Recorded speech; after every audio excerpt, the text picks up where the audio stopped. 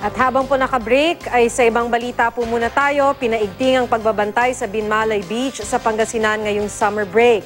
Sa nagdaan kasing long weekend, may 30 muntik malunod at 2 ang nasawi sa pagkalunod. Makibalita tayo kay Jet Arceliana ng GMA Dagupan.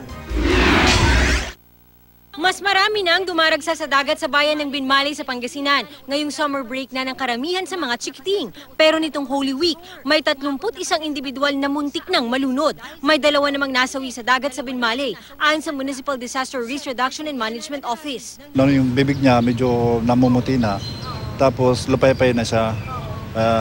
During our, yung papunta na sa hospital, nag-hysterical na yung mother niya. Magkapatid ang 2 nasawi, sina Venus Guillermo, 12 anyos at Brian Mark, 13 anyos. Nalunod sila nitong Biyernes Santo.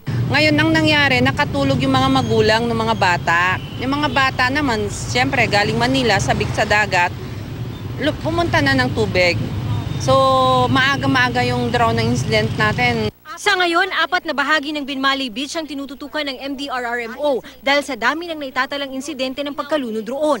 Kasama na rito ang tinatawag nilang sabang. Masyado na raw malalim ang tubig sa bahagi ng dagat sa likuran ng mga bato.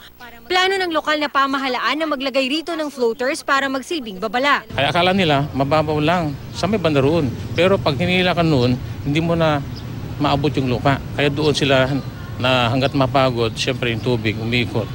Kaya doon sila nadidisgrasya. Sa kabuuan, may 3 casualty ng pagkalunod sa lalawigan ng Pangasinan, 2 sa Binmalay at 1 sa Dagupan City nitong Holy Week.